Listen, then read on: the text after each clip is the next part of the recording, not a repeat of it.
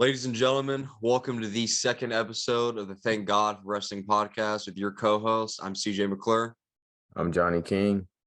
And we started this podcast because Mr. King reached out on Bleacher Report community, wanted to start a wrestling podcast. I hit him up on Instagram, and here we are now.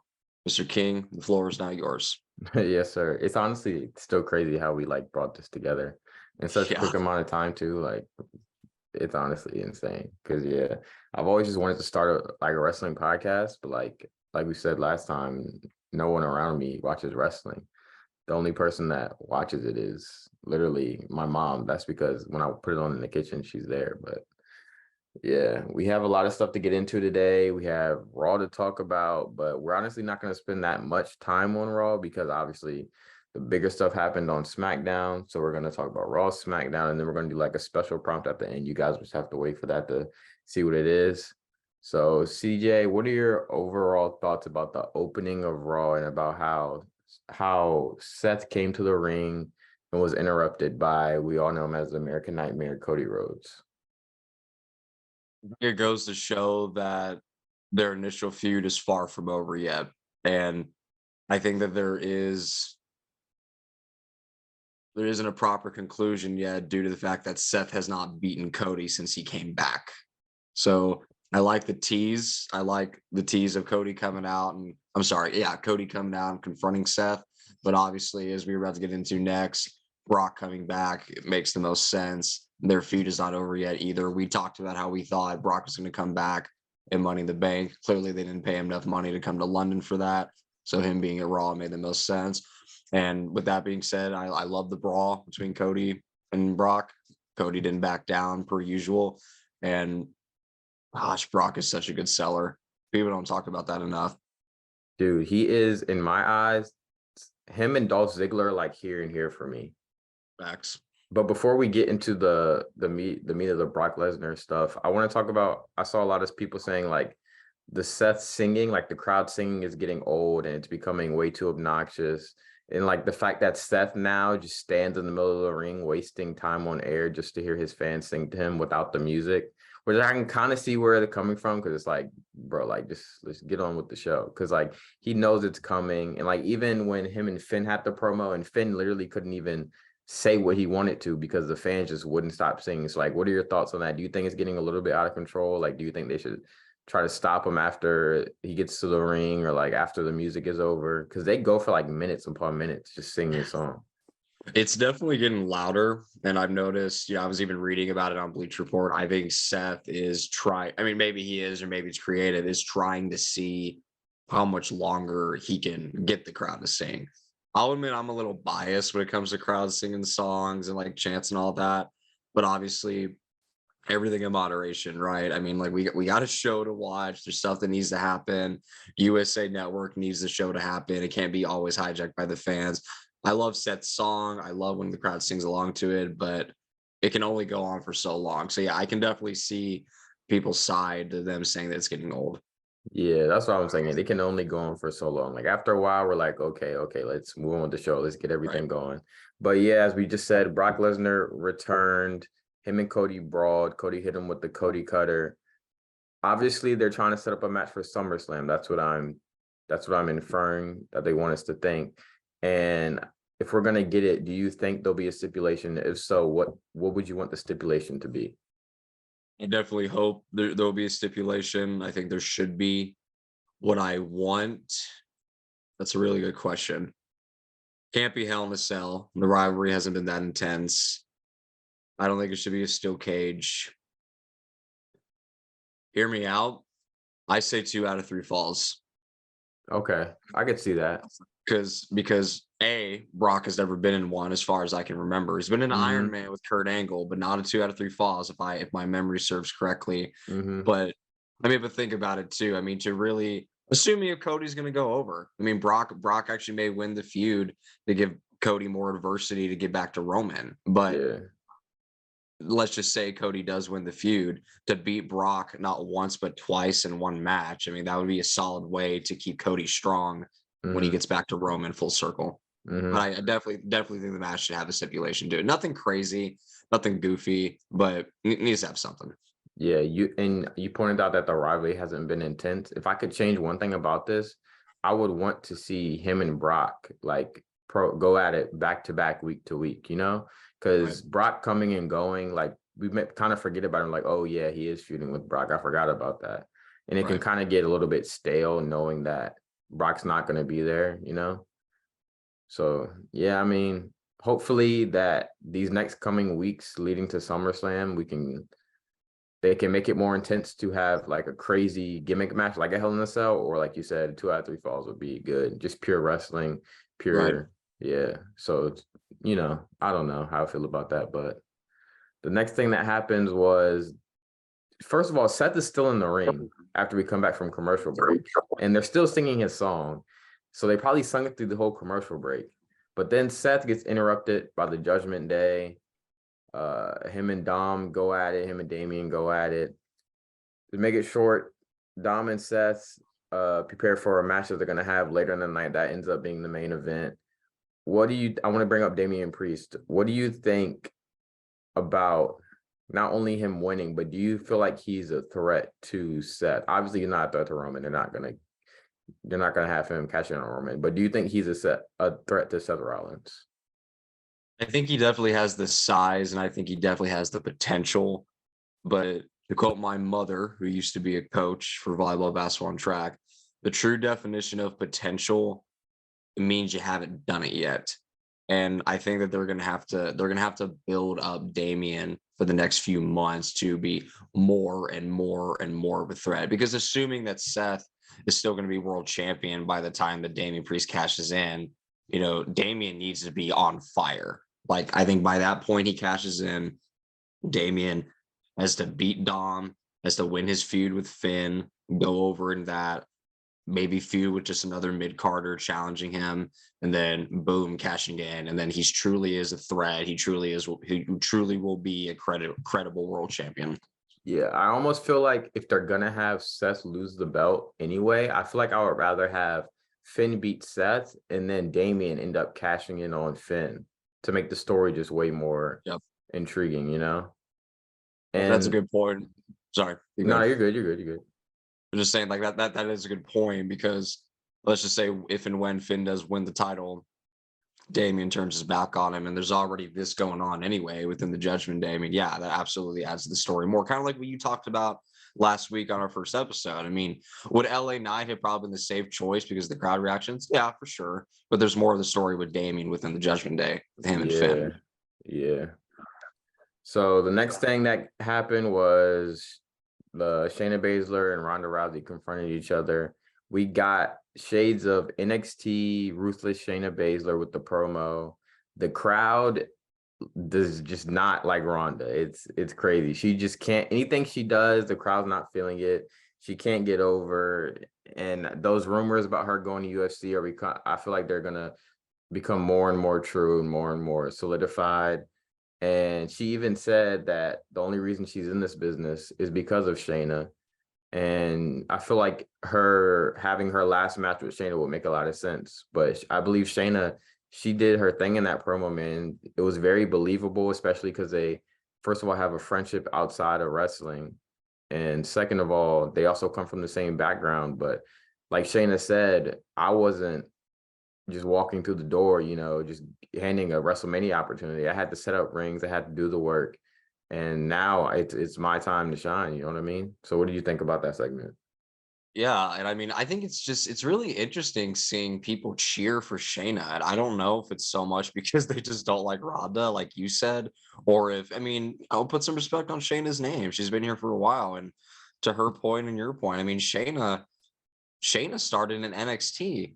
Ronda didn't start in NXT. Granted, why would you put Ronda Rousey in NXT? But still, I mean, like Shayna was in that women's tournament years ago where I think it Mm-hmm. was her, Kyrie Sane, Io Sky was in the final.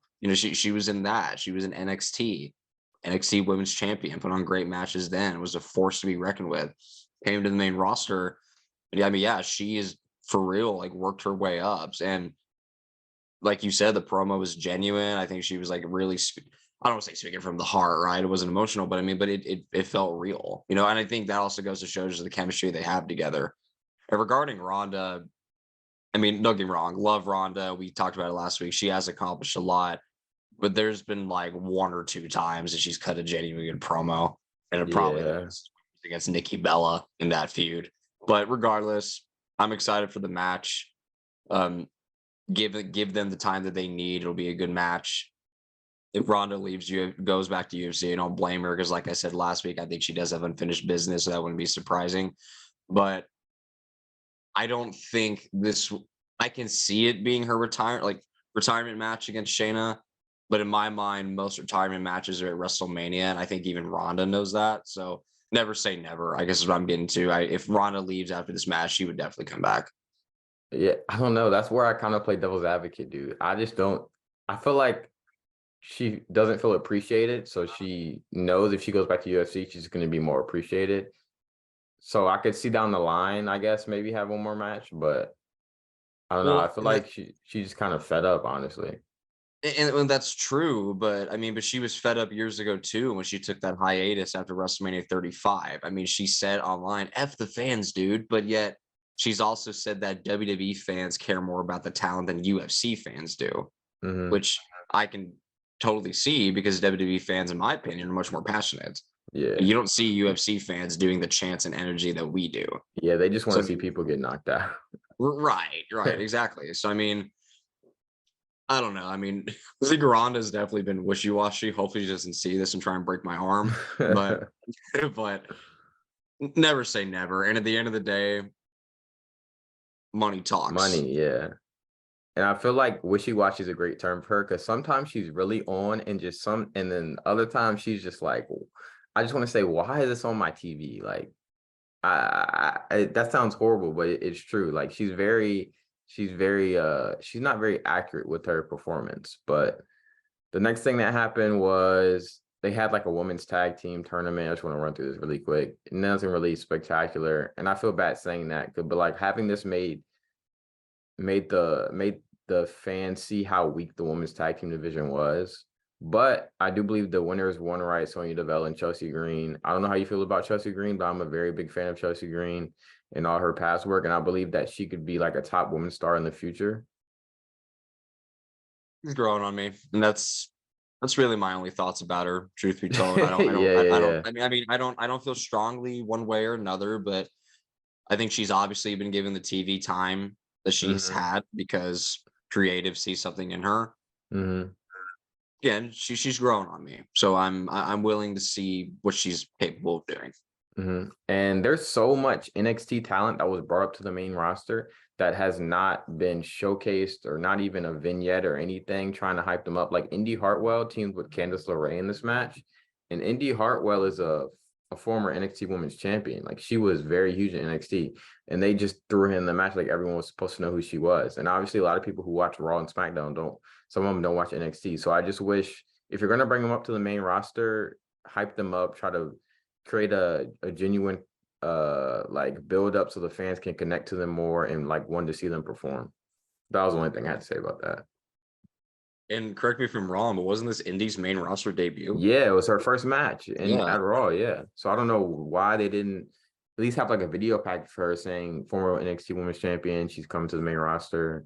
She's making an in-ring debut, but I don't know, man. I guess that part makes me want to say like, yeah, Vince is definitely back in charge. He's definitely back, I mean, we don't know for sure, right? I mean, I know Yeah. there's an article I saw that said Vince has been making some minor changes remotely, which definitely seems pretty realistic. But I think we all as fans need to be realistic of 2 things. Triple H is not perfect. Has he been better than Vince so far? Absolutely. But he's not perfect. Yeah. And Vince is always going to have a little bit of a say as long as he's still alive. It's just a Yeah. fact. Yeah, that's He facts. he's too stubborn to release complete control. I mean, if Triple H was perfect, LA Knight would have won the Money in the Bank. That's just my take. That's just my take. I think most likely, most likely. Yeah, yeah. But only thing that happened next really was Bronson Reed cut a promo. I put Bronson in my notes. I have Bronson Reed boring. I don't know. I'm just not he just doesn't click with me. I'm not a really big fan of him. I believe he's great in the ring for his size. He's very athletic. but I don't know if you had any opinions or thoughts that you wanted to share about him. I think his character's mid, but he's great in the ring, just like you Yeah. said. I mean, go back to Elimination Chamber when most of those guys that were in that match were mid carders, for the Mm-hmm. most part, with the exception of Seth. And It was a I banger. thought that was great that all those guys are given a chance and they all did great in the Elimination Chamber. And Bronson Reed did great. Everybody did great. They all Mm-hmm. served their role. And I think the fact that Bronson, even though he was the first one eliminated, it took so many moves to eliminate him from that match. I remember one of my takes from that match was like, all right, big plans for Bronson in the future. For there to be that many moves to take him out, like he is being treated like a powerhouse because he's a Yeah. big dude. So again, back to the potential thing. I think it's definitely there. Um, I think we just have to wait and see if they're going to build him up, make him win, maybe eventually win the IC title. It's not going to be anytime soon because of Gunther's reign, but still, I Mm-hmm. think he deserves a mid card title eventually. Yeah. Yeah. I feel that. So after Bronson Reed, Trish Stratus came out with Zoe Stark. We see her with her retro face mask. I'm not a big fan of this. I don't want Becky to be feuding with her. I don't think it's doing anything for Becky. I just think it's boring in my opinion. And I put, is Trish cringe? Question mark, exclamation point. Not the good type of cringe, like the funny cringe. Like, is this just like bad? Like, I feel like it's just bad television. And I don't even really want Zoe Stark to be paired with her because I feel like, to me, it's hurting Zoe Stark because Zoe Stark, I feel like, was great in NXT and she can be great on her own in the main roster without the help of Trish. I think they're going to build up to a Zoe Stark Trish feud eventually, maybe even just a one-off match. Devil's advocate, I think it's cool to see the Trish mask back. Just me personally. Yeah. I'm not really that surprised that this feud's still going on, considering that they've only had one match together. Mm-hmm. I hear what you're saying, that it does feel a little dragged out, and it on the scale, it's leaning towards boring. But I respect Trish. Becky's one of the best in our generation, so I mean, I'm willing to see what else they have in store, but with the greatest salt. Yeah, same. I just want Becky to be, I don't know, I'm biased because I love Becky Lynch. So I'm See, and just, I was about to ask you, are you saying all this because Becky's your girl? yeah. Yeah. Some of it, yeah, and some of it, no. Like, I just feel like either way, I just really wouldn't be involved in this. I really wouldn't be interested in this storyline, you know? But Ricochet calls out Logan Paul to come face to face to talk with them. Obviously, they're setting up a match at SummerSlam. That's what I'm assuming. That's probably what's going to happen. I just have one thing to say. Why isn't it going to be LA Knight versus Logan Paul or LA Knight versus Ricochet versus Logan Paul? I feel like LA Knight should be involved in something to do with this match, just based off the chemistry him and Logan Paul had back and forth when they were doing the promos before Money in the Bank. Two things. They teased that match back at the Royal Rumble between Ricochet and Logan Paul. And two, who's to say that LA Knight doesn't cost Logan Paul the match? That's Set true. up the feud of the next pay-per-view. I mean, Logan Paul is obviously the face for the most part, but he'll screw a guy over. He doesn't care. Yeah. It's LA Knight. I mean, like he'll cost a guy a match to get what he wants. So I hear what you're saying, though. I think they definitely do have great chemistry. But the fact of the matter is, Ricochet and Logan Paul, all the flippy stuff that they're going to be able to do. I mean, like it's going to put on a great match at SummerSlam. But I hear you. I wouldn't mind seeing Logan Paul being inserted in the feud. If I had to pick, though, between Logan Paul one-on-one against LA Knight versus the triple threat, I'd probably lean towards the one-on-one match, just because what reason would Logan Paul and Ricochet have to feud against one another or slightly feud against one another, Yeah. But I think they're heading in the right direction. I kind of saw it coming ever since Money in the Bank that they were going to have this match, so I'm all for it. I mean, ever since that spot, the Royal Rumble, Mm-hmm. I definitely want to see the match. Yeah, I just feel like this will either way, it's gonna be, if him and Ricochet one-on-one, it's gonna be a pure wrestling match with crazy spots, crazy flips. It'll just be like a viral match. Oh yeah, they're going to Yeah. put their full athleticism on display. Yeah. And next thing that happened was Alpha Academy versus Viking Raiders. I don't really have anything to say about this. I don't like I'm being mean today. I don't know what it is, but Viking Raiders are boring. I don't like them. I don't want to see them on TV. Like, I feel like it's just wasting time. But in my eyes, Alpha Academy, they need a push, or Chad Gable specifically, because he's just so great. His in-ring work is so great. He's funny. He's good on the mic. I just think he has the potential to be a mid-card champion, or even the potential to be a world champion in my eyes. I agree with most of everything you said, and I think the Viking Raiders got screwed over by Vince back, years ago. I mean, they were so good at NXT, and I mean, and those guys are so athletic for their size too. I mean, there's no reason that if booked correctly, they could be putting on banger tag team classics. I mean, and bit of a tangent. I went to Money in the Bank 2021. I was in Oh, okay. Texas. Yeah, and we'll talk about that in one of our pay-per-view videos. But um, they did all right in there. I mean, they were on the card against AJ Styles and Omos. I mean, I've seen them live, and like I can see. I mean, I've already seen it in NXT, and I can see what they're capable of live too. I mean, like it is honestly a dang shame because like those guys are great wrestlers. Yeah. But I 100% agree with you on Chad Gable. Chad Gable, in my mind, has been a star since he was in NXT with Jason Jordan. I mean, he is almost the modern day Kurt Angle. No, I mean, I would say if he got the correct push, he would be, yeah. You're right, almost. I that Shorty G gimmick was terrible, and Yeah. that was all Vince, of course. Vince was still in charge, Yeah. at least 100% in charge. But I mean, dude is so. See, that's just one of the reasons why I love WWE so much, because like you got guys like Gable. Like, don't get me wrong, Gable's got the gains, but he's like Yeah.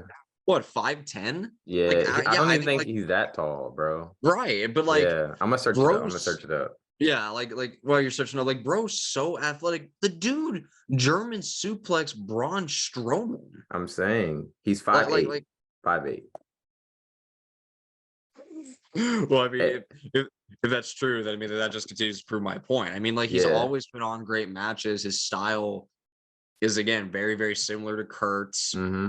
Yeah, I mean the potential's there. And I'll even show some love for Otis. I think ever since Otis teamed up with Chad, he's gotten much better. His character's gotten much better. Yeah, for sure, for sure. I think he's only gonna be able to do so much though, in Yeah. comparison to Chad. Like the glass ceiling is higher for Chad than it is Mm-hmm. for Otis. But Mm-hmm. yeah, they've definitely, as a tag team, have been good. The shush gimmick kind of annoyed me at first, but You I've don't got like it? Dude, honestly, I think it geeks, bro. I think it's funny, bro. I be saying that around the house. it's it hasn't grown on me, but I've gotten used to it where I can tolerate it. Yeah, But I think again, just kind of comparing him to Kurt Angle, give Chad a bit of a serious character, but it can still be a balance of seriousness but funny moments here and there. Because comedy in wrestling is actually kind of fairly important. yeah, it is. Like obviously not too much of it, right? But I mean, if Kirk can be funny, if John Cena can be funny, Randy Orton occasionally can be funny. Mm-hmm. This Chad has all the potential in the world. So yeah, I agree with most of all of that. Yeah. And then starting to wrap up Raw, Rhea Ripley defended against Natalia for like, what is this? Like the third time they had a match in like the past month? I don't know. Yes. Natty, she's great. She's done great things in WWE, but I feel like her time is coming to an end. And I think they're just trying to give her one more potential run, or one more just potential just chance to show what she's capable of. But Natty actually attacks Rhea during her entrance, so we get a little crazy Natty going, and then they honestly have a banger of a match. I think it went around like 14 minutes. It was Natalia's best match in recent date. So yeah.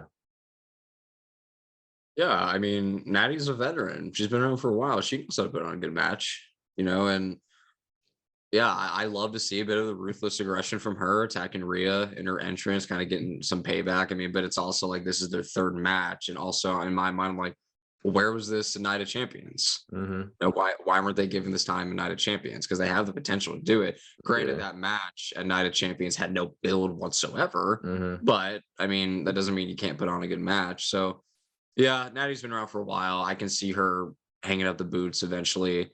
Hopefully, she gets one more moment at WrestleMania or something. But yeah, I mean, I'm glad they finally got the time that they deserve to put on a good match. Probably, truthfully, one of the best matches at Raw. Yeah. And then Io confronted Rhea. That was pretty short. But what I do want to talk about is the Ciampa and the Miz feud. We might get Blackheart Ciampa back. The promo he cut, NXT Blackheart style, it was very, very ruthless. He told Miz he wants him to bring the ruthless aggression. He said he finally saw the look in his eye that he's been waiting to see. And then the Miz also cut a great promo. And I just want to see that serious Miz who's not taken also by the fan, taken serious by the fans, but taken serious to himself. I want him to take himself serious and bring back the heel Miz we always hated. 100% agree. I mean, Blackheart Ciampa, best Ciampa, that Miz you're talking about, fantastic. I mean, Miz is one of the best guys on the mic. So give him this old heelish character back. It's gonna be some fire promos going into their match at SummerSlam. Yep, yes, sir. Indeed, indeed. And the Drew McIntyre and Riddle Imperium segment, Drew came out to help Riddle when Imperium attacked him. So they're still building on the Drew McIntyre versus Gunther at SummerSlam, which I feel like will be a banger of a match. I just think they need to build it up. I don't think Gunther will end up losing because he'll only be like a month away from breaking the Honky Tonk Man's record at that point. But I do feel like Drew has a potential to take the belt off him once they decide they want to push Gunther for a world championship. Yep, agree with that too. I mean, Gunther deserves to break this record. He, despite being a heel, he has always retained clean, at least most of the time. And he's made others look better in his championship matches. Braun Strowman, Ricochet multiple times, Rey Mysterio at one point, Sheamus literally put on a 5-star match at Clash of the Castle. Drew and Gunther have no reason to not steal the show at SummerSlam. Yeah. And on that note, I say, now that I'm thinking about it, have Gunther lose the title Survivor Series. Keep it a little bit longer. Make the new record reign, but have him lose it at a big time pay-per-view. Yeah, I agree with that. I'd agree with that. And then after that, build him up to WrestleMania for a world title match. Have a main event night 1. Dude, we can get into who I want to see Roman face at WrestleMania later, but the trial of Roman, which we'll talk about later, was announced that Monday.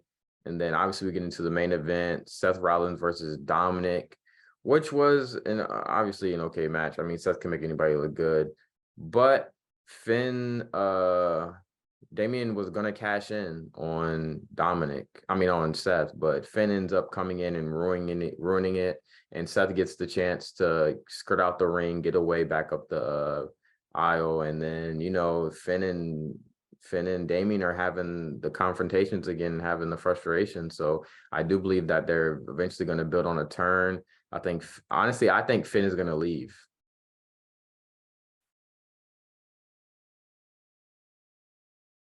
I think they're going to side with Damian, and Damian will attack him, or Dom, or Rhea for that matter. I mean, Rhea will hit a dude, and kick Finn out. I think that would be kind of interesting to see full circle how Finn joined the Judgment Day. They kicked Edge out, and then now they're going to kick Finn out. I could see that. Maybe bring back face Finn for that matter, since Damian Priest obviously is going to stay a heel for the long term. I feel like they don't necessarily have to turn Finn face. He can still be a ruthless. He can be like in the middle, because he can still be ruthless, but he's not going to be a good guy, It's true. Yeah, tweener. That's what we. Yeah, I just don't know what it is. I just can't take Damian Priest serious. I feel like he tries so hard to be intimidating that it's like, bro, like when he talks on the mic, his voice, it's just like, I feel like he's maybe trying too hard to be intimidating when he's already intimidating just by the way he looks. Yeah, like I kind of mentioned earlier of how I see how they're gonna book it. I think he needs more wins and he needs more moments to become more and more credible. Yeah, yeah, But yeah. I will say just a slight detail I noticed was I think it was interesting how Dom was in the middle trying to break him up and like be the peacekeeper. I'm like, Hmm. huh, like Dom's a squirmy heel, but like for him to like try and be the bigger person and like bring the peace and like get them to act right together. I'm like, that's kind of interesting. So I mean, I don't know. Will we see a Dom and Finn match in the future? Will we see a Dom and Damien match in the future? I'm curious. Yeah, I mean, almost to Dom, it's like he's watching his parents fight or his dad and his uncle, his dad and his uncle fight. He's trying to keep the group together. And he's like, "Mommy, why are they fighting so much?" Yeah, literally. What I want Rhea to take over and be the head of the group. I want her to be the head of everything. That she's got Because the right to do so. She's the she's champ. just that, yeah, she's just that dominant, man. I mean, All right, she's the only one that's gotten. Sorry, just one no, last thing. no, I was you're gonna say good. Yeah. she's the only one that's gotten Solo Sikoa's face. So make of that No, what you will. literally. And honestly, if they ever had like a intergender match, mixed gender match, it would be, it would feel so realistic because I feel like she could really take on some guys. If done correctly, they would cook. Yep, indeed, indeed. All right, so that wraps up the Raw recap. Now we're going to move to SmackDown. This is where stuff gets very, very fun, very interesting. The trial of Roman Reigns was obviously the biggest thing that happened. And I thought they were going to wait until the main event to kick off that, but they started right when the show opened. And we see Roman come out and he's interrupted by the Usos. Roman talking about how, well, first off, Jay showed a video package to be the evidence of why Roman should be found guilty of, whatever. But Roman was like, if I'm the head of the table, if I'm the tribal chief, how are we going to hold court if I didn't call court? Which I totally agree with. He has the right to say if we're having court or not having court. But, they show the video package. After that, Roman says, this is not who I am. This is who I was forced to be. And that quote really stuck out with me because it's like, dang, he's saying he was forced to be this because you guys needed me to help you get to the top. And that actually is a bit of a valid point, and it kind of makes me think back to Hell in a Cell years ago when I mean he is just beating the life out of Jay, but Jay won't quit, right? Got that Simone pride. And I remember at one point when he said, "Now I look like a monster. What am I supposed to tell my children?" And then I remember hearing that. I was like, that's a good point because Mm-hmm. yeah, he's acting super ruthless and just taking no prisoners, but think about it. He's still got a family to provide for. That's why he's trying Yeah. to be the tribal chief. So like that, I do see merit in that for sure. But segment as a whole, Roman's at his gaslighting and manipulative Bro. best. I mean, that was really the only good point he made. Like, sure, I get it. The elders expected that from him. Vince always saw potential in him. Cousin of The Rock. This is his bloodline. Yeah, I get that. I can see from that point of view of, yeah, like I have to meet these expectations. The bar is set higher for me. And because I love you two, I want you along for the ride as well. But you got to do what I say. Mm-hmm. But bro was still manipulating. He like, I did all For this for you. sure. No, you didn't, Roman. You Yeah. wanted them to make you look better than you Yep. already were. Yep. And really, one thing I kind of slightly disagree with Roman too. I don't think he really needed the Usos in the sense of to make him look better. Did he need them to help him retain in his championship Mm-hmm. matches? Yeah, 100%. But he Mm-hmm. didn't need them. But no, yeah, but it is manipulating and gaslighting best. I mean, that's just what this Roman character's always done. Mm-hmm. And that was going to be one of my next questions because Roman said, he's saying, I don't need this. I never needed this. And he says, I don't want this anymore. He takes the lei and he hands it over and he puts it on Jay. He acts like he's gonna bow down. Tears are in his eyes. Roman needs an Oscar, bro. I'm sorry. I don't care what anyone says. Roman needs an Oscar. This man is good at what he does. The fact that he can cry on command is insane to me.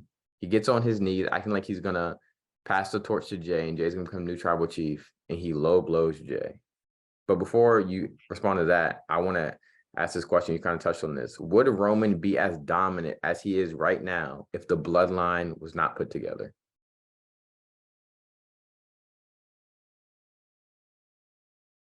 Really good question, and I'm probably gonna have to go with no. That's yeah. I think you know what? Yeah, I'm contradicting what I just said before about saying how he didn't need the Usos. No, well, it still would have been a legendary run. It still would have been Mhm, fine. He still would have been dominant, but mhm, I think the fact of the matter is, I mean, this whole bloodline story since 2020 up to now has made everyone better. mhm, Obviously, Roman has been in the top tier first because he's been the world champion, right? mhm. But no, yeah, I mean, now that I actually do give it some thought, no, I don't think he would be dominant. And I mean, and just also thinking from the story perspective that, like I said, the Usos have helped him retain in his matches. Yeah, I mean, like they've helped him with his reign continue. But yeah, that's actually a good question. yeah. I'm gonna have to Because actually gonna say no. think about it. He's losing 90% of the matches, his title defenders, without some interference. He's losing them. That's just Yeah, what he is. Drew, Brock, probably I think got Cody. more on the Cody, Kevin, Yeah. multiple times.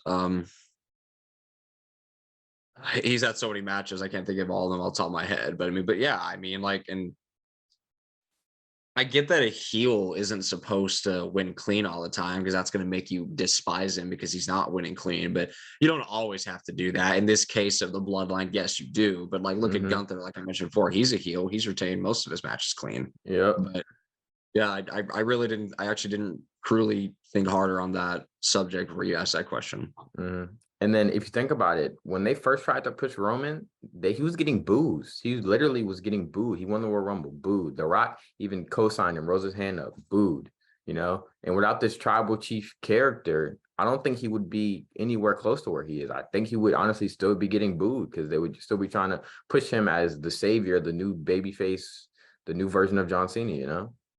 I don't think he would still be booed just because when and I really do think this is sad that it was a real life thing that made people stop booing him, but leukemia. I mean, Yeah. when he came back from that, people were cheering because at the end of the Mm-hmm. day, us wrestling fans know that these are still people, these are still men and women just like Mm-hmm. us, have families and are human beings, right? Yeah. But this is something I'm about to say that I completely stand by, and I'm sure everybody that's a wrestling fan would agree with me. Roman's run as the tribal chief has proven that creative stubbornness holds talent back. Mm-hmm. This was Roman's full potential. This is what he Mm-hmm. always should have been. Can you imagine if he was the tribal chief and beat Undertaker at WrestleMania Mm-hmm. That and would was be it and would was owning it even more than he already did as the big dog? I mean, he only said, "This is my yard now." yeah. But imagine if he actually came out as the tribal chief and Mm-hmm. he would probably have the confidence to actually talk over that crowd. No, literally. Instead of just letting Imagine you're good, you're good. sorry, just I mean, yeah, I mean, I don't think he would still be booed, but because he was still getting some cheers even before COVID hit when he was about to have that Mania match against Goldberg. But this has just been his full potential, plain and simple. No, nobody can change my mind about that. Yep. Now that you brought up if he was the tribal chief while he beat Undertaker, imagine that scene of Undertaker on the ground, the bell rung, Roman got the 3 count. He's standing above Undertaker, belt in his hand, raised above his head, and he says, Undertaker, acknowledge me. Then it's his yard now, which has always been his yard anyway. Yep.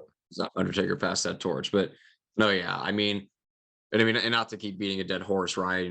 For the sake of time, but I read an article on Bleacher Report a few weeks ago saying how Roman, I think it was in 2019, specifically in the Baron Corbin feud with like the dog food and all that. Mm-hmm.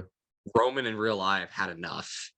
Yeah. Like, and Paul Heyman is attested to that too. Like he finally had enough of like Vince's ideas, which I can't say I blame the guy. Mm-hmm. I'm sure internally he probably was frustrated at some point that he was getting booed. Mm-hmm. Which bit of a small tangent, real quick too. I went to the Raw after Money in the Bank in 2016 after Mm-hmm. Seth beat Roman, but then Dean cashed in, Oh and yeah. that was one of the few times where Roman. I mean, and again, dude, I was there. They booed him into oblivion when his music Mm-hmm. hit. You Mm-hmm. know what? Me included, guilty as charged. But Yeah. when everyone was saying he was sucking, he goes, for all the dudes in the building that say that I suck, calm down, take a sip of your beer and shut your mouth. That right there was the future. That's what Roman should have been. And he was more confident when he said that. So, I mean, I wouldn't be surprised if that wasn't scripted. He probably improvised in that moment. So, I mean, yeah, I mean, the potential's always been there with Roman. I think Paul Heyman's also made him better too. I mean, that has made him more confident. You were with Paul Heyman? That's what I'm saying. You know, in the perfect WWE reality, the heads of whoever is running the company, in my eyes, would be Paul Heyman and then Triple H under Paul Heyman. I wouldn't be. I just feel Paul Heyman's corrective direction is just so great. His mind, what he was able to do in the 90s with ECW, and that wasn't even a crazy, crazy huge promotion. Him being able to form that and them having such a cult following. Imagine what he could do now with WWE. Oh, yeah, 100%. I mean, him and Paul together would be fantastic. I mean, but I agree with you regarding Paul's creative mind. I just don't know if he's a tier above Hunter. I mean, just because. Yeah, Hunter's next in line, you know. Right. Like, you're 100% right about Heyman's history with ECW. And I mean, and Bro's been a manager for years. He managed Undertaker in WCW when he was Mean Mark, right? So, I mean, Paul goes way back, but Hunter was a wrestler, right? I mean, like, he actually did wrestle in the company. So, I mean, I think he also has a different perspective on it as well, because he's actually been in the ring. And at the end of the day, bro, married to the daughter's boss. So yeah, at the end of the day, that's what I'm saying. Yeah, we always knew this was going to happen eventually. Oh yeah. You know? But I just want to talk about one thing. Why is Vince so stubborn, and why does he kill? He doesn't look to his fans, like with the Roman thing. Obviously, the fans wanted him as a heel. They were booing him, so just turn him heel. But another thing is, why does he just kills? Like we talked about the Viking Raiders earlier. We're talking about the NXT people who were drafted not getting enough exposure. And then when we talk about Karrion Kross later, Karrion Kross, when he first got brought up to the main roster, that is what killed him. And since then, I feel like we can't really get with his character just because the way Vince booked him at first, no one was really rocking with it. So I just don't understand it. It's just. Think part of it is just because Vince doesn't want to admit that he's wrong. I mean, with the exception of Cody. I mean, for Cody to come back into WWE with the character that he made, that was Vince acknowledging, like, all right, you did something great. Let's roll with this. This is what's best for business. But I speak for everybody when I say Vince has just lost touch. Yeah. I think if he really, really put his mind to it, like really, really tried and did critical thinking, I think Vince would still be fine. Not as good as Triple H, but I think he'd still be all right. But this isn't the 90s anymore. This isn't the Attitude Era. This isn't the early 2000s, the Ruthless Aggression. This isn't the golden era. I mean, Vince, I think, just has lost touch. I mean, to quote Seth Rollins, you have to evolve and you have to adapt. And Vince has done that in the past, but I don't think he can do that anymore. Yeah. I think he'd be fine with the Bloodline storyline, because this still started with him when Roman turned heel during the Thunderdome era. But yeah, I think like Aleister Black, right? He said when he left WWE and went to AEW, he said Vince didn't know what to do with me. Triple H would have. He knew what to do with him in NXT, but Vince didn't. So, I mean, yeah, I just think Vince just does not know what to do in certain instances. And I can't remember if I said this in the first episode, but Tito Santana said, comparing both Vinces, Vince and Daddy Vince, that the biggest difference between them, and he said this is going back in the 80s. So let this say something, that Daddy Vince, when he made up his mind on something, stuck with it. Our Vince could change his mind overnight. Yep. He literally can change. I've heard stories of him literally changing the finish of matches, like literally while they're going on, you know, like even the Montreal Screwjob, like, you know what I mean? Yeah. Like I think he's just obsessed with power, you know? He wants everything to be done his way, which, I mean, he can do whatever he wants. We're talking, our opinions mean nothing compared to his. He literally is worth billions of dollars. He can do whatever he wants, and he will honestly be able to do whatever he wants until, you know, he's not here anymore. But yeah, I mean, I'm not sure if the Montreal screw job is the best example, though. There was a lot of variables going into that. Some stuff to this day, we don't really know if it's true or not, regarding Yeah, Bret but Hart I don't care, that bro. situation. I'm taking Bret Hart's side. But even like, why would you? This is live television. It's a pay-per-view. Why? Just like, what does it hurt just to let Bret win that one time and then end up giving the belt to Shawn? You know what I mean? Like, I feel like that whole situation. Obviously, it's one of the most biggest conspiracies or biggest situations in pro wrestling. But well, why would you risk having that moment ruined? Just finish the match. Right. Which I mean, and Montreal screw job is a video in of itself, Yeah, right? But I mean, literally. but still, to your point, I mean, like Vince and back in like 2018, 2019, I think John Moxley said this. Bro was writing Raw as it's Mm-hmm. going on. It was like, Mm-hmm. no, no, no, like just ripping up the Mm-hmm. paper and scripts. I mean, like, yeah, I mean, but I will say this to play devil's advocate, and I said this to one of my friends when Vince did retire last summer. We have been very quick to criticize Vince since about like what 2015, Yeah, but that's when stuff started getting, I would even say like 2017, 2018, those Raws were just not watchable, bro. Like, right, and then they got better like around when AEW started and the COVID hit. But like those 2018 Raws, brother, they weren't watchable. They just weren't. which we have been quick to criticize Vince the past few years, and obviously that some stuff has just been atrocious or questionable, but the fact of the matter is this: we wrestling would not be as big without Oh yeah, for Vince. sure. I'm not taking Yeah, anything away from him. yeah, Would not be where it is. WWE without Vince McMahon, WWE wouldn't be what it is. AEW wouldn't even be a thing without Vince McMahon. You know? right. And I can obviously with the whole allegations that he's had, and I just other stuff that he's done. I'm sure behind closed doors, the steroid scandal back in the 90s and 80s. But Yeah.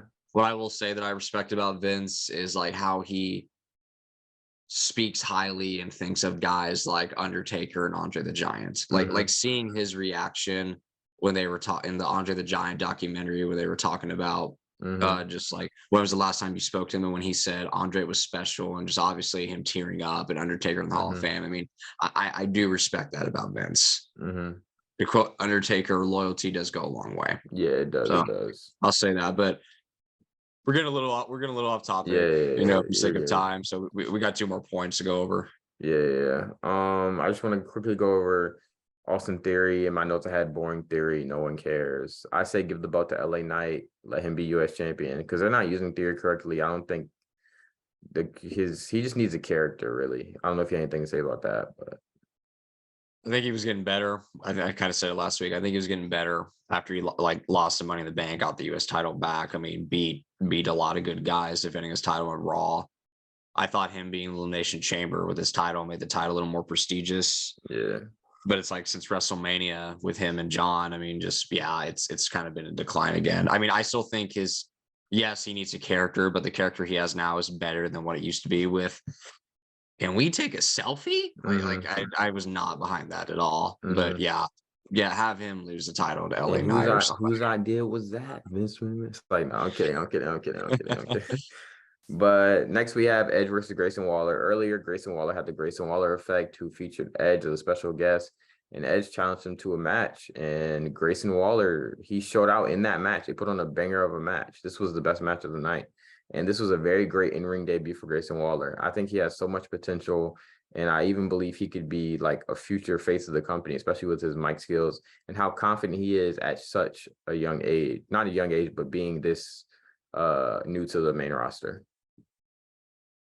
I think Edge hit the nail right on the head. He shared the ring with John Cena and Money in the Bank, and now he shared it with Edge and had a good match with Edge. The future's Mm-hmm. bright. I'm Grayson Waller's definitely starting to grow on me a lot more. And overall, good match. I think it's better. I think it's good that Edge won. Going to build Grayson up for the long term, but Mm-hmm. Grayson acknowledged him after the match. He said, "You swam. You Yeah. didn't sink." I mean, Yeah. I really also just like small detail, the creative ending of how he jumps through the row of the Yeah, roll to the go spear. underneath. Yeah. Yeah, the spear. I was like, Yeah, good that was ending. Yep. great. Yeah. That's how it should have ended. Yeah. The Edge's spears are always so clean. Always so clean. Next, we had AJ Styles versus Karrion Kross. This was a short match. AJ ended up getting the win with a phenomenal forearm. I think AJ Styles deserves so much more. He should be feuding with a world champion, at least a mid-card belt. He's just so talented. In my eyes, he's one of the best professional wrestlers of all time. He's just been so good for so long. And before he's getting older. He's like in his early 40s. I just want him to have another good run before he hangs it up. But Karrion Kross, his momentum has been killed. I think I feel bad for him because he was very great in NXT. I was watching a podcast and the dude was like, the Adam Cole, it was JD from NY. He was like, the Adam Cole promo is just living rent free in that guy's head. And that really was like, dang, he's probably right. Cause like, he just hasn't been the same since he's been brought up to the main roster, you know? No, and I mean, I feel bad too, just because I keep saying potential, but the potential was there. I mean, when he came back, great return. It was great that he attacked Drew during the Drew and Roman feud, and it kind of made you hint like, is Karrion going to go after Drew? Is Karrion going to go after Roman eventually? Yeah. You know, he won that first match against Drew at Extreme Rules, lost at what was it, Super Showdown or whatever it was. Yeah, I mean it sucks. I mean, and the whole run with Karrion, I cannot put the whole blame on Vince. I gotta put it on Triple H on this one because Yeah, him on the coming second back one, was, yeah. On the yeah, second one, yeah, for sure. yeah, I just think that the first one out, he was brought up. It just how he got brought up to the main roster the first time killed his second run, like second run at the main roster's potential. yeah. I mean, I think both guys deserve better. AJ especially, just because of the caliber talent that he is. I mean, the match wasn't even 2 minutes. Yeah, it's like, what are we doing? Like, this was Right. yeah, I don't know. But I mean, quite frankly, I mean, from what I did see on SmackDown, other than the Bloodline stuff, the show really wasn't that good. yeah, I mean, everything was dude, rushed. the first segment of the Bloodline was 35 minutes, bro. So So I checked the time and I was like, it's 9:08 already. Like, how are they going to fit all this in the rest of the show? right. Yeah. So I mean, I guess to kind of give them some grace. I mean, probably needed to cut more commercials and cut things much more shorter because I mean, it goes without saying the Bloodline story is the best story in WWE right now. So of course they Yeah, got the most time, but with the exception of Edge versus Grayson Waller, I mean, the show really was not that good. It really wasn't. No. The only thing else that happened besides with the blast blow and stuff we're gonna get into was Oscar, Bianca, and Charlotte. They brought it out. Io comes in. She tries to cash in, but Bianca stops it before it was official. Too rushed. I don't want to see teases of a cash Same. in right now. It felt very, very, very, very rushed, and just like overall all over the place. Yeah. It was just like, what was really the need for this? Yeah. But yeah, I wouldn't mind kind of what Damien did at Money in the Bank, like just walking out and just sitting there, just kind of be like, hey, don't forget about me. I got the briefcase. But I don't know, with what they did with this one on SmackDown, I'm like, this is unnecessary. all right, so the last thing that happened on SmackDown was the biggest of them all. They saved it for last. They were, throughout the show giving us updates. Jimmy has been taken to a medical facility. And then later they said, Jay is back at the arena. He's looking for Roman. And they cut to Roman in the back. And Paul Heyman's like, tribal chief, Jay's looking for you. He's here back at the arena. And Roman's like, tell him he won't have to wait. I'll be in the ring. And then Roman comes back out. He's like, let's try this one more time. Acknowledge me. And then Jay comes down, but not from the entrance. He comes down through the crowd. And he's coming down. And they just start going at it. Literally. They just start going at it. It was crazy. And at the end of all this, we get Jay challenging Roman for a match what appears to be happening at SummerSlam. Makes the most sense, and it's what we want. And just for the sake of time, I'll just say a few things. Small detail, but when Jay come through the crowd, it kind of reminded me of the Shield. That's what I was thinking. I was like, are they hinting at like the Shield? Because like, why else would they? I mean, I know that they do it sometimes, I think, him and Right. Jimmy, but like, I don't know. Just a little detail can help unnoticed. Maybe I'm reading too Yeah. much into it, but Yeah. Yeah. I mean, and Jay's had enough, right? I mean, this has been 3 years in the making. Mm-hmm. Just two things I just want to see after this. I want to see when they cut promos, when they cut a promo together, just Jay and Roman in the ring, no Paul, no Solo, no Yeah. Jimmy, and I just want to see Jay just unload on him, Mm-hmm. just everything, like maybe even tell him that he hates him, but like, you did this, you abuse, you manipulate. Like I stuck by your side and acknowledged you to bend our relationship, and I mean, and just I don't know, just Roman just be a bully like that he Mm-hmm. is, you know. And I do hope too that at SummerSlam again, like I would like it just those two. No Paul, no Solo, no Jimmy. Yeah. It's probably not going to happen. Roman's probably not going to retain clean, you know, whether that be interference or a low blow or whatever. But hope the match gets 5 stars or at least Mm-hmm. 4, because I mean, because the storytelling of the match is going to be great, and the fact that it's going to be in front of a crowd at Ford Field. Imagine if their matches at Clash of the Champions and Hell in a Cell do that could co-host in front of a crowd. Mm-hmm. Very very excited for this. That's my And thoughts. play devil's advocate. When Jay picked up the title and you see Roman going, no, no, and then Jay raised it above his head, he didn't look bad with the title. Obviously, I don't think they're gonna go that route.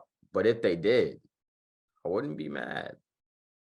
Main event Jey Uso, and I'll say this again. You know, we're on time right now, but really a separate video in of itself, and we briefly talked about it. But my mind, the best candidates to dethrone Roman, they make the most sense: Cody, Seth Rollins, Jay. Yeah. I think now that you bring that up, I literally said this a couple days ago. If we're including everybody, I think Seth Rollins is the only logical person.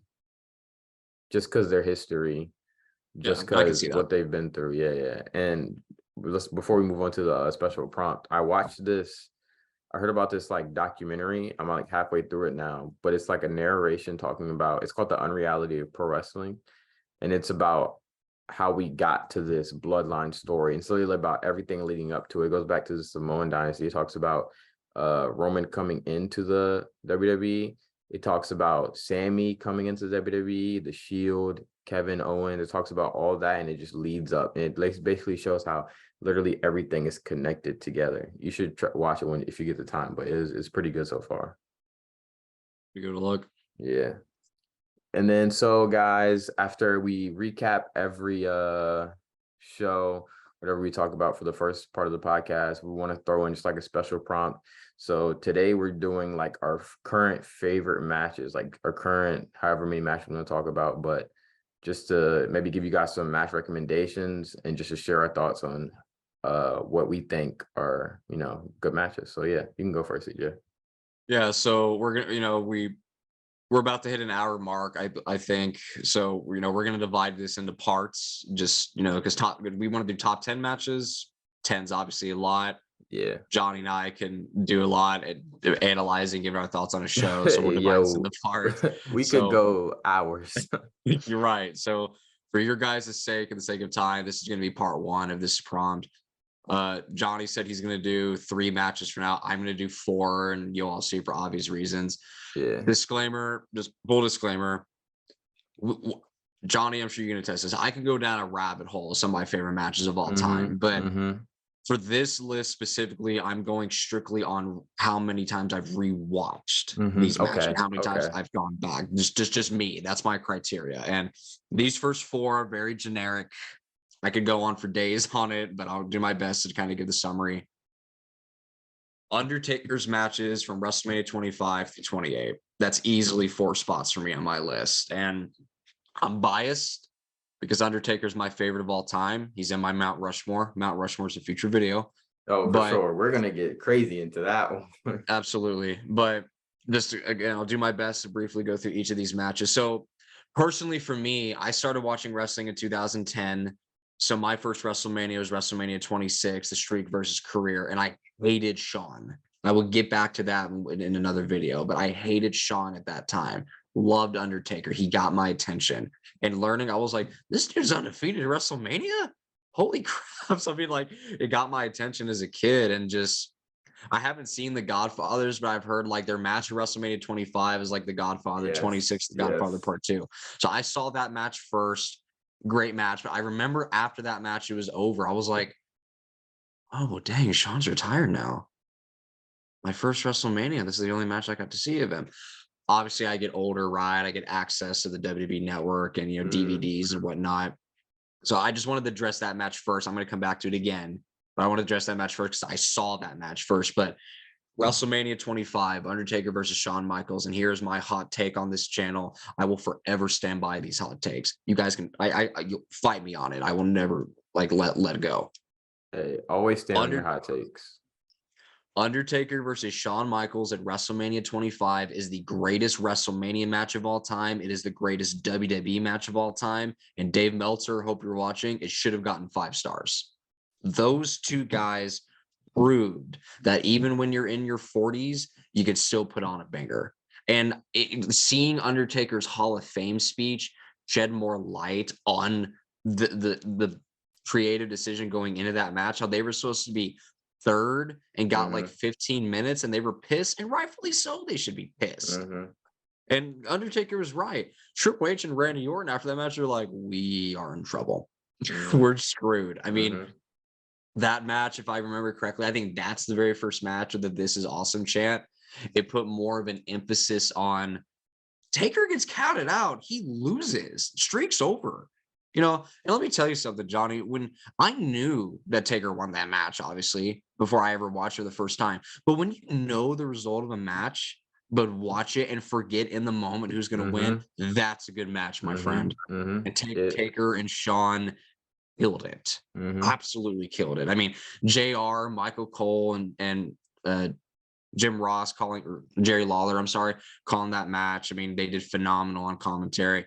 Absolutely fantastic. Easily that match stole the show. And then hmm WrestleMania 26, with that being, Sean's retirement. We're not going to talk about Super Showdown. With that being Sean's retirement, no holds barred, streak versus career. Again, fantastic. Obviously not as good as the one before, but still absolutely solid. They still made it keep fresh and not repetitive. Um, I think Taker got injured that match, if I remember correctly. I think it was something. I think his hip did get hurt. I thought he Dude. was selling it, but I think he actually did get legit hurt and still continued. Goes to show how tough Taker is. That tombstone to finish the match was pretty brutal. Bro, Tombstone always scared me. I'm like, dude, one day someone's just gonna land on their head completely. Right. But match fantastic as well. Gosh, man, WrestleMania 27, Hunter versus Taker and no holds barred as well.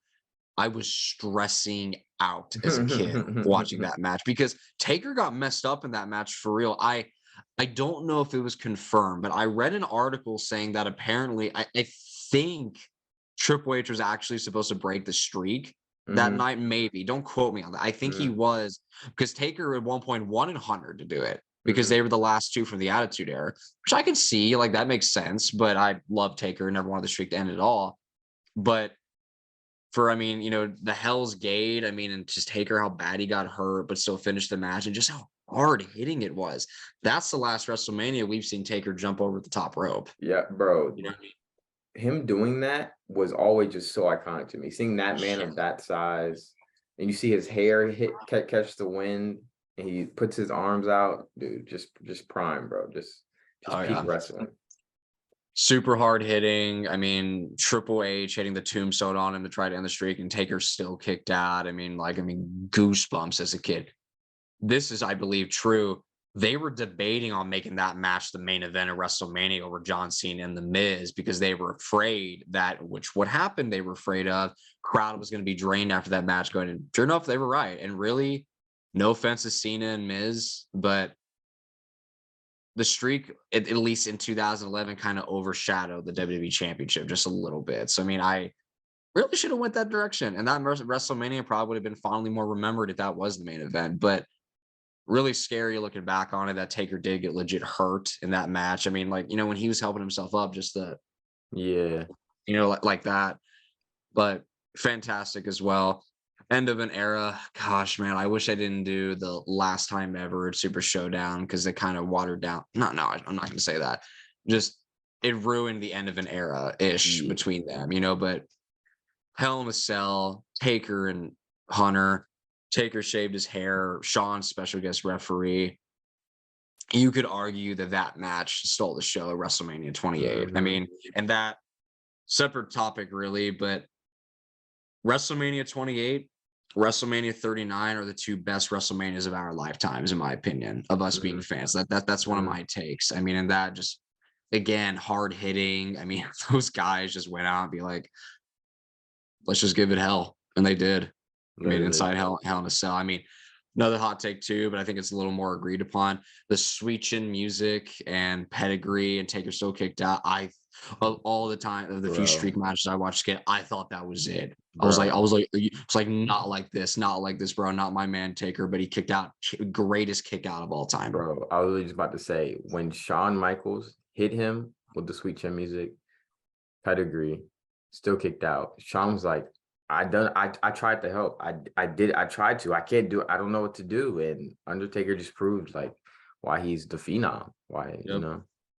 Yeah, and I mean, just all those guys killed it. I mean, and just so cool how after that match, everything was unscripted at that point, how they all hugged on stage. And Taker said to Mm-hmm. Stone Cold on his podcast when he looked at the guys like, I didn't know if I was coming back at Mm-hmm. that point. And if he would have retired, would have made me sad. But to go out 20-0 would have been really cool. I mean, just like Jim Ross again. I mean, that match was low key, a little bit of a throwback to the Attitude Era, just a little Oh, bit.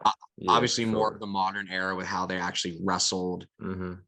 I mean, just phenomenal, bro. I mean, those matches just phenomenal. Yeah. All It's those guys did fantastic. especially with the special guest referee, you know, like Yeah, that always just happened back in the Attitude Era. Yeah, absolutely. yeah.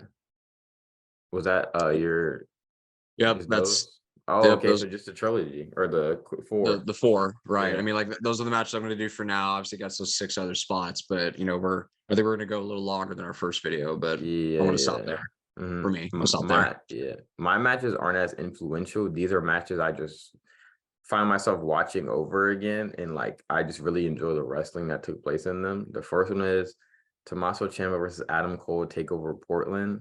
Bro, their rivalry. This is prime NXT Black and Gold. Like the feeling like I wasn't even in the arena, but I can feel the excitement and the emotion from the crowd. Like it feels like you're there when you watch this match. Like them selling out those big of arenas and being a developmental brand was just insane to me. The things Triple H did with NXT, and I just wish it was still like that, but sadly things aren't like that anymore. But the wrestling in this match, like when Tommaso Ciampa gave Adam Cole the knee strike running through the barricade, like bro, like it's insane. Adam Cole wheelbarrowed Tommaso Ciampa backwards onto the announce table. Like they were just being, and I believe these guys trusted each other so much that they were really beating, like just beating and fighting each other, dude. It was insane to me. And the fact that we saw Johnny Gargano turn on Ciampa in this match. We think that Johnny Gargano is going to give Tommaso Ciampa the belt to help defeat Adam Cole, so Tommaso Ciampa can use the belt to hit Adam Cole. But then we see Johnny Gargano turn on Tommaso Ciampa, and Adam Cole gets the win. It's just pure storytelling, and this level of storytelling for developmental is just unheard of now. You know what I mean? I don't even consider that NXT. Like if someone was like, you can only watch this era of NXT and this era of Raw, I'm choosing that era of NXT, bro. Like it was just that good. Yeah, again, these are your picks. So I don't want to give Yeah, my yeah. No, you're good. feedback You're too good. much, but like, Yeah, but yeah, yeah. I've only seen that match once, but I remember Takeover Portland being phenomenal, just like all the other takeovers were. I mean, and Mhm. yeah, I mean that match was great. I mean, those guys put on a clinic. I mean, I remember that match starting off like Champa just had Cole's number and everything, and eventually Adam Cole came back, and then it became competitive, and Johnny kind of turned heel in that sense. Yeah, I mean, I don't blame you picking that at Yeah, all. Yeah, great yeah, match. yeah. And then, okay, I'm actually gonna do four, but I'll make them quick. I'll make them quick. The second one literally just happened like 2 weeks ago, but it's still the craziest match I've ever seen. I feel like maybe it's still fresh, but I feel like when it's all said and done, I will say this is the greatest match I've ever seen take place. Kenny Omega versus Will Ospreay, Forbidden Door. I need to watch the first one they had of that. They had a match before that, and some people say the second one was even better than the first one, but I just want to see for myself. And, growing up only watching WWE and TNA, I wasn't familiar with New Japan Pro Wrestling. So being older now and understanding that there's more outside than WWE and expanding into obviously A&W, but also learning more about New Japan Pro Wrestling, like they're just incredible also. And Will Ospreay, I didn't know about Will Ospreay until I started watching WWE, and he is so insane. Him and Kenny in the ring is like, it's just like watching greatness, bro. I don't want to sound cheesy, but they just can feed off each other so good. Their chemistry is insane. The moves they pull off are crazy. Like it's a wonder how they don't leave the match with like everything broken in their body. And this is a hot take, but I eventually want to see Kenny Omega and Will Ospreay in WWE, because I feel like the matches, like Kenny Omega on a WrestleMania card would just be insane, especially since he loves, like, if you've seen any of his Wrestle Kingdom interests and matches, bro, Kenny Omega loves putting on a show. He loves being theatrical, and I feel like that could be so crazy, like watching him make a WrestleMania entrance. Him, like, imagine like him versus Roman at the top of the card. Obviously, Kenny would carry the match, but the story they could make with that is so crazy. Roman, who is this indie guy thinking he's coming into my company? I run, like, the magic that could be made is so great. But yeah, the next one I picked was Britt Baker versus Thunder Rosa at the Lights Out match. I picked this match because Britt Baker is one of my favorites too. She's probably, honestly, she might be above Becky for my favorite women's wrestler. But yeah, this match just showed how men can be gruesome in the ring too, but also women can be gruesome in the ring too. And I feel like WWE would like capitalize on that more and put the time and effort they put into men's wrestling into women's wrestling, because AEW's women's matches, I believe, are far better than WWE women's matches. Like, they put each other through everything during this match. The iconic photo of Britt with the blood on her face, smiling at the camera. I literally have it on a shirt. It'll forever be recognized to me as one of the best AEW matches, if not the best. And like, that happened on a televised show. But definitely one of the best women's match in AEW, if not definitely on my list of best women's matches ever. But my last one is TLC WrestleMania 17, which was, in my eyes, one of the best things I've ever watched. Obviously, that happened before we were really able to watch wrestling, but born, yeah. And Jeff Hardy, the Hardys in general are my favorite of all time, but Jeff especially, he's literally the reason I am like I am today. Like, I have piercings, I dye my hair. Like, he literally, it literally hit me like a year ago. I was like, yo, like, Jeff Hardy really sculpted my childhood and like me right now without me knowing. Like, and I just wish Jeff didn't have, the alcohol issues and the drug issues, but everybody has their own demons. But that match literally showcased tag team wrestling, and they invented what we forever know as, the TLC match. And all those guys are responsible, and all those guys deserve their credit. Hardy Boys, Dudley Boys, Edge and Christian, they'll never be, that was one of the times where it was peak tag team wrestling. Like, those guys just passing the belts back and forth to each other was so entertaining. Like, going back and watching like random Raws where the Hardys would win one week and next week Edge and Christian would win, the other, like 2 more weeks the Dudley Boys would win. Like, what they did for wrestling as a whole and tag team wrestling will forever be recognized. Like, I even got the shirt up there. Like, the iconic spear that Edge hit on Hardy in one of the matches, like, bro, like, I'm lost for words, because like, still watching that gives me goosebumps. Like, what they were able to do, things they were able to pull off and literally not kill each other was insane. So yeah, those are my picks, man. Those are my picks. I just give a little feedback to that, Matt. I've seen it. It's been a minute since I've seen it, but yeah, I mean, a lot of spots in that match, right? But that spear of him and Jeff, that's going to be infamous forever. Both of those guys, and all those guys putting their bodies on the line. I think you could argue.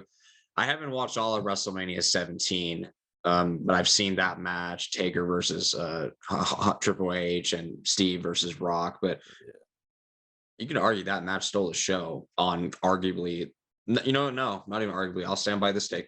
WrestleMania 17 is the greatest WrestleMania ever, probably the greatest pay-per-view WWE's ever put on. And that I match, heard someone say that, and I honestly and agree. I agree with it.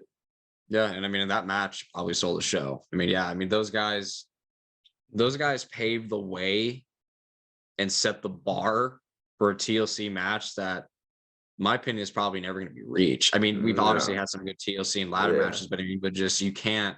And it's a different era now, right? They were more risk taking that. I mean, but yeah, I think that's a solid pick. Absolutely. yeah. But like, who's to say they can't bring that back? Like eventually, I would love to Safety, right?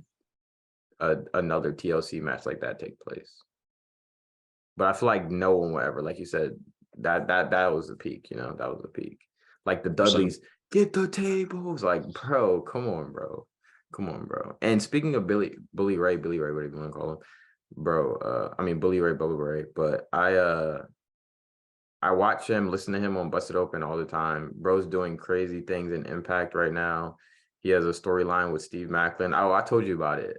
I yep. tune in to Impact and I see him and Steve Macklin pouring battery acid on POC's face. And I'm like, bro, what is this? But it was like, honestly, bro, it made me want to keep watching. So I guess they're doing something right. But shout out Bully Ray. He's that guy still in his 50s, I believe, still putting on great matches. And I respect him so much because he cares about pro wrestling so much, and anything he does, he puts his heart and soul into it. And he knows that Impact doesn't get the exposure he deserves, but that doesn't make him care any less about putting on a great story and building storylines and putting on great matches. So I just want to say shout out Bully Ray. He's probably not even going to see this, but you know what I mean.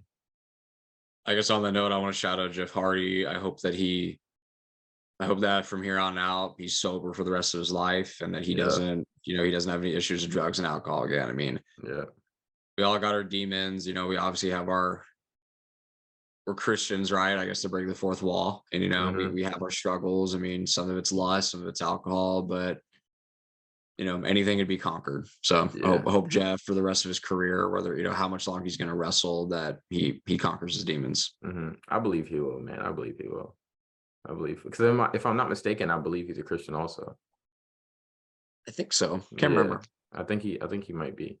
But yeah, shout out Jeff, man. He'll forever be my favorite.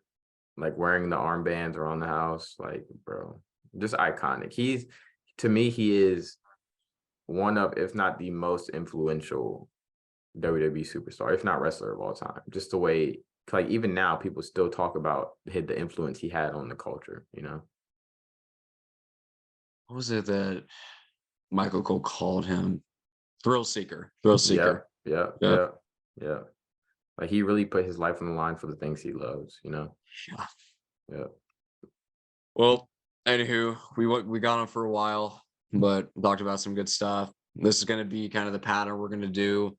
We'll recap Raw and SmackDown, but then we got a pay-per-view, premium live event, whatever you want to call it. We'll just talk about that the following day, recap that. We'll have a special prompt specifically for the Raw and SmackDown recaps. Maybe we'll do just one video for a special prompt, depending on how the week of wrestling goes and our schedules. But this will be our pattern and routine from here on out, most likely. Yes, sir. So remember to follow us on our socials and follow the podcast on YouTube at Thank God for Wrestling Pod. And just like last time, man, remember to say your prayers and thank God for wrestling. Thank God for wrestling. We'll see y'all in the next one.